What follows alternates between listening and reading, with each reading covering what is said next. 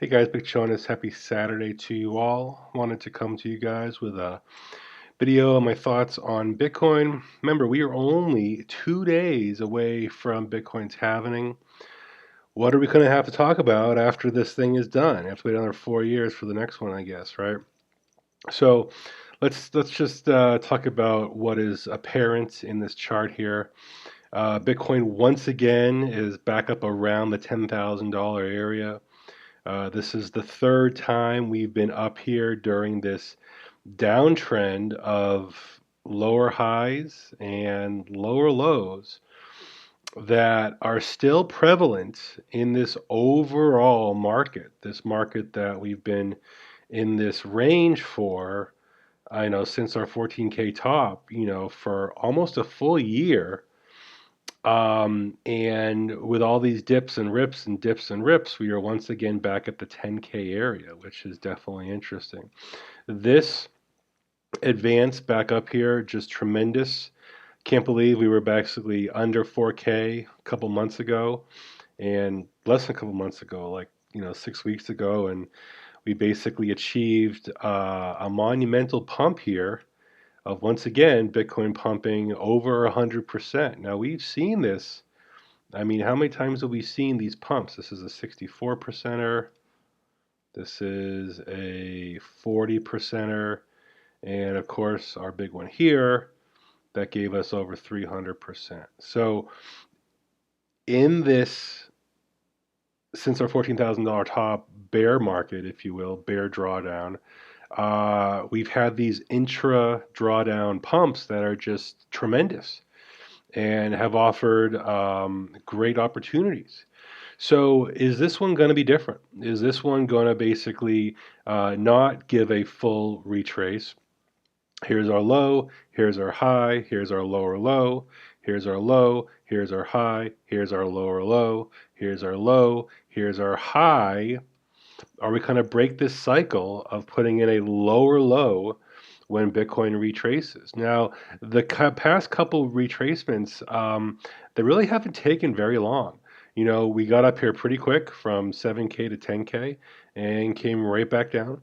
We got up here from 7K to 10K and came right back down. And now we've gotten up here from 4K back to 10K.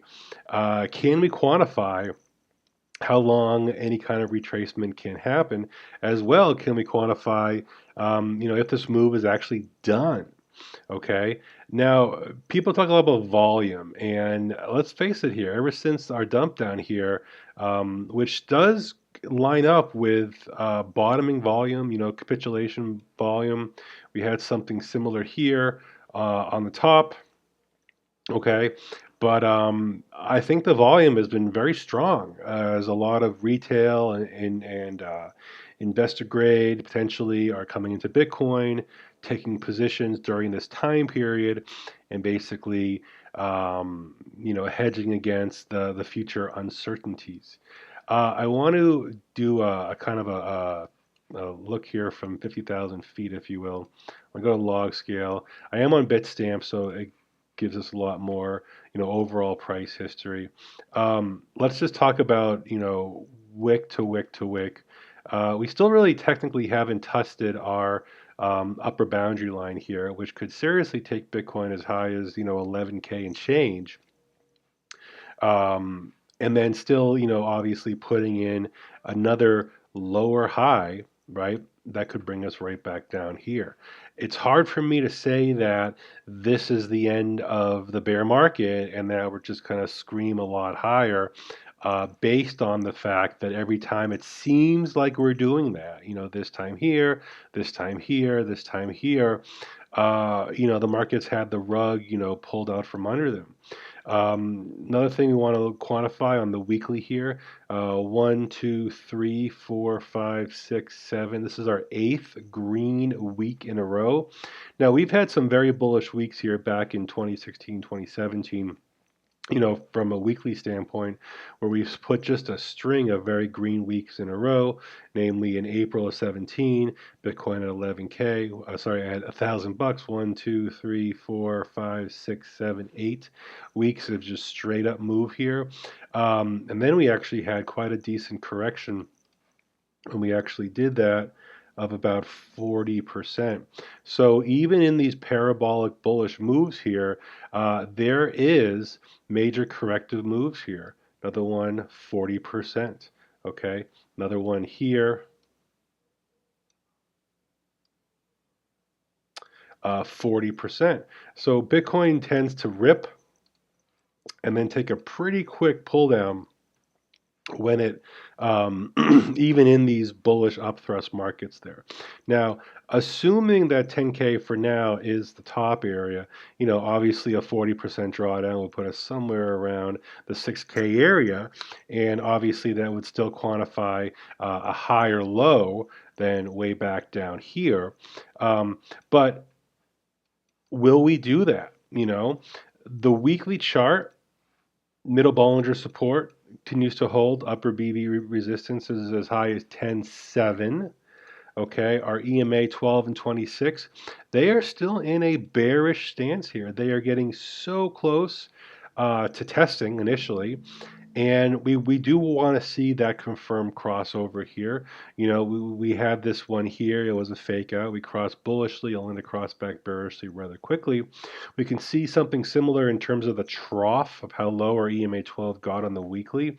Very wide here. That did um, symbolize a very clean bullish break here of the EMAs that held and consistently pushed higher.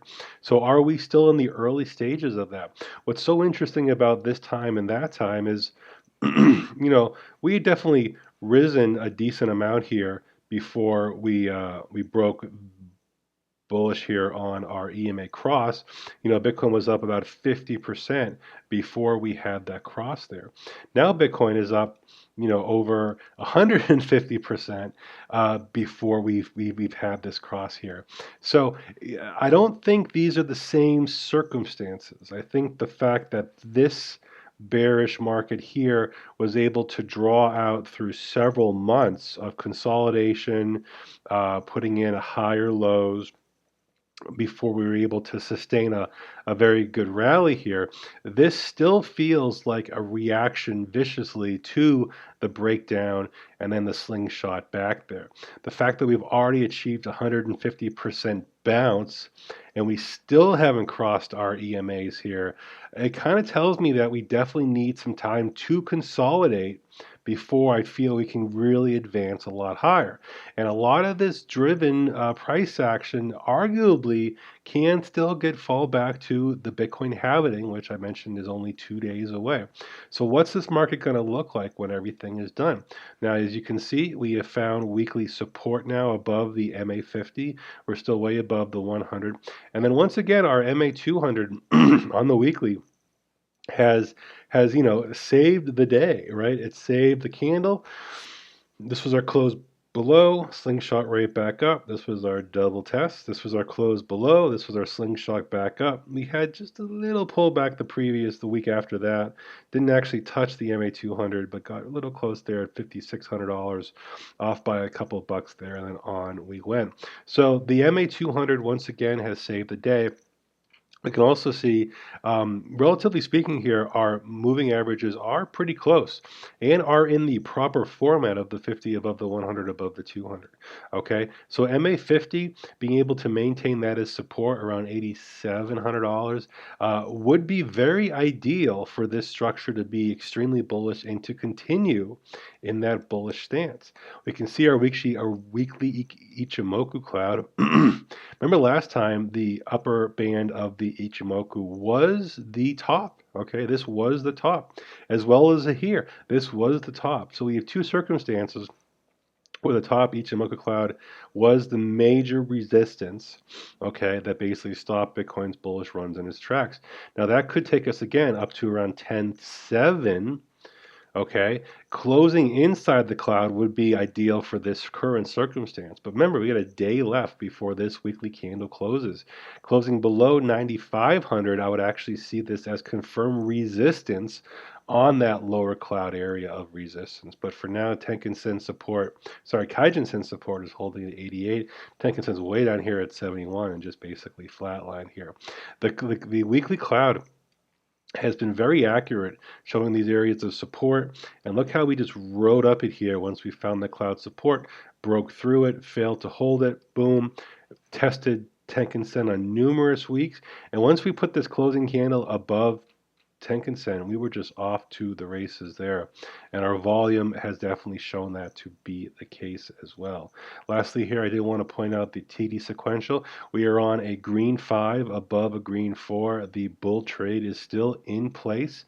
And potentially could mark several more weeks of continued bullish price action, if not consolidation, before we get any kind of meaningful price flip on the TD. I want to go back down to our lower time frame, our daily chart here. We can see we are on a red 8. Now we are on a red 8 below a red 7 here, but sorry, a green 8 below a green 7. Even though the candles are both red here, they are above 4 candles back, which is our 5 and our 4 candle and our 3 candle and our 4 candle, because they are higher than those. This is what makes these green, even though the candles themselves are currently red. I did put a tweet out, and I wanted to discuss this hourly.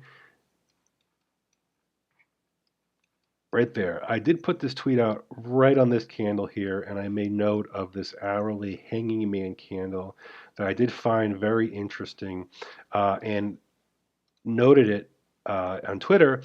Remember to follow me on Twitter at Chonis.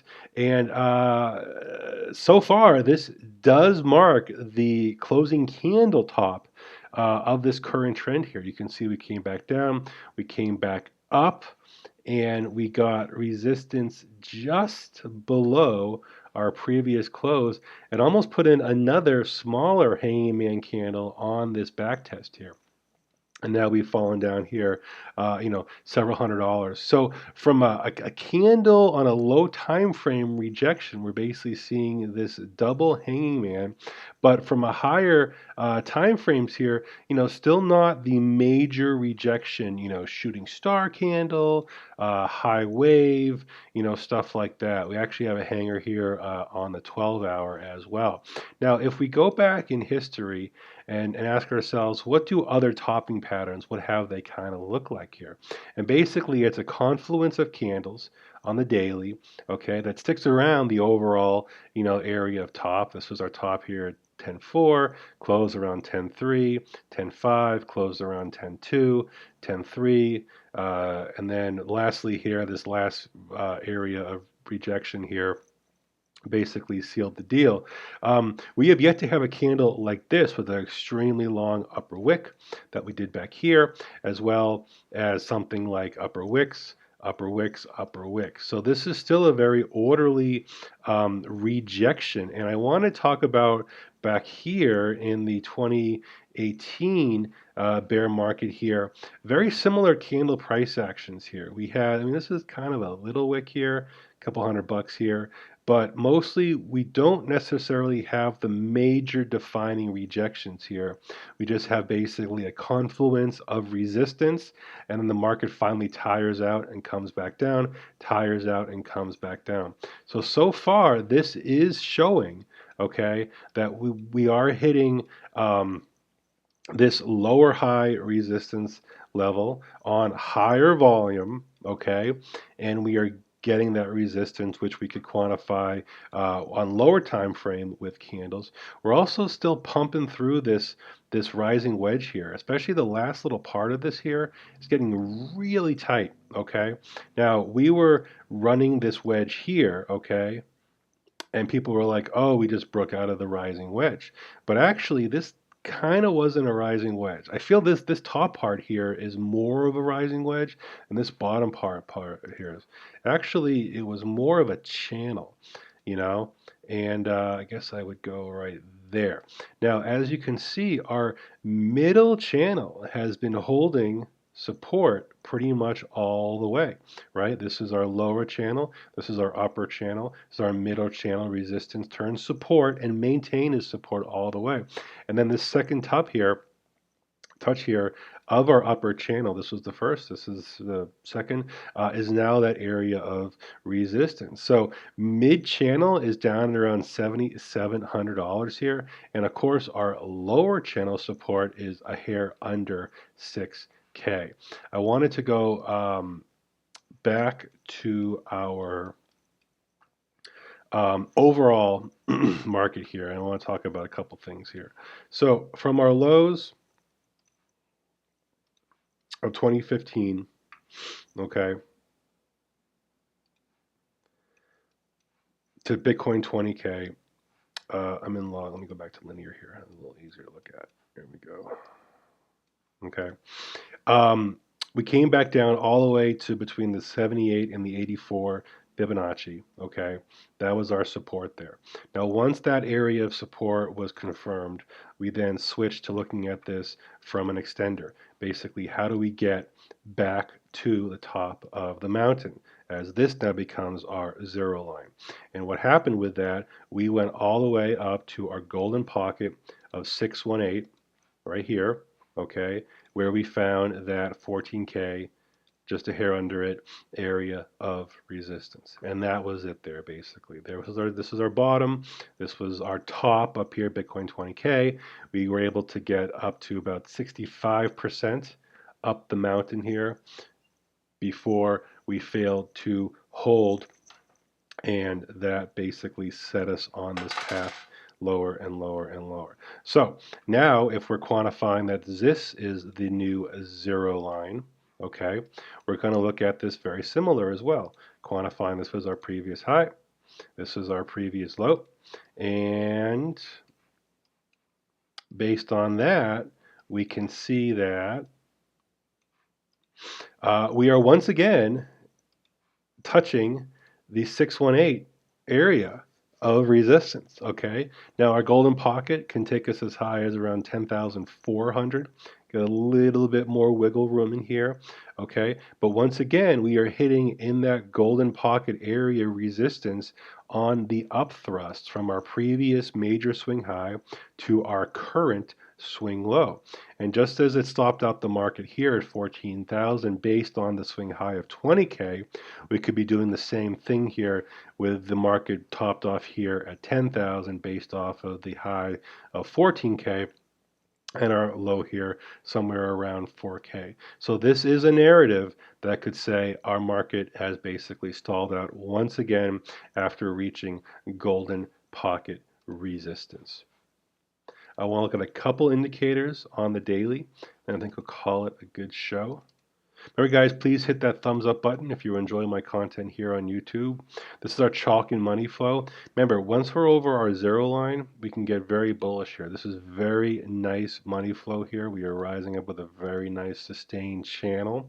Okay, now as you can see overall, our previous max out we had here, okay, this is where we want to get to, and we still have running room to get there, but for now we are putting in that lower high area of resistance on our CMF.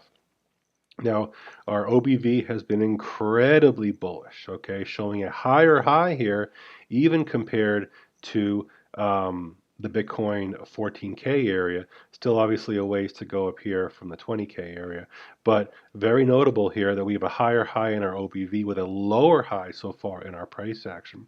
This is a notable rejection here, and you can basically see a lot of profit was taken and a lot of holding coin was taken off the table when that Bitcoin did breach that $10,000 area here. You can see that quick spike up and that quick spike down there. So our daily RSI, now as you can see, we got into our zone up here above 80. Now the daily RSI normally is set to 70 and 30. I have extended these to 80-20. It basically gives me a little more conservatism. When I know that 20 is breached, okay, this means it's really oversold. And when I know when 80 is breached, we know it's really overbought. And similarly, the past couple times here, that did mark our topping area. We got as high as 87s and whatnot here. Now, historically, we can get as high as in the 90s here on our daily RSI, but just breaching this area was extremely significant, okay? And so far is the major rejection in the over area. Similar, we were down here, we did full beam reach end to end, and noting that once the daily RSI was above 50, we were in a very bullish RSI format. I mentioned our stochastic several days ago. We hit the initial top there, came back, had a little running room to come back. This is actually a little bit of a bullish divergence here. But since we basically hit that little spike there, we are now coming back down here on our daily stochastic. This is our squeeze momentum here. Still trying to climb up this mountain here. Okay, still putting in higher highs on our histogram here. So no notable change yet in this here. But once we start putting in lower highs here, that would definitely be notable. But so far it is holding up just barely here with our higher high in our mountain. Obviously, we can put this in context. You know, this was Bitcoin 20K, this is Bitcoin 14K, and this is Bitcoin 10K over here. Briefly mentioned BitMEX funding. We're coming basically dead stick there. We're still slightly favoring the Bulls, but just by a hair. I really don't see anything meaningful here. When this gets into extremes and extremes, then we can start to talk about it. But for now, we're pretty much dead stick there, so I really can't quantify much to that. This is our daily MACD. We've been in this bullish histogram here for quite a while, since March 20th. We got to go back quite a ways. Quite a ways.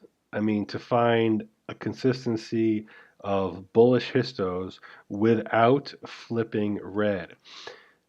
I think we're due. I mean, I think this is due for a flip. You can see we're putting down a couple lower mountain peaks here. We still have our spread on our indicators is very wide here, as we are way above our zero line on our daily.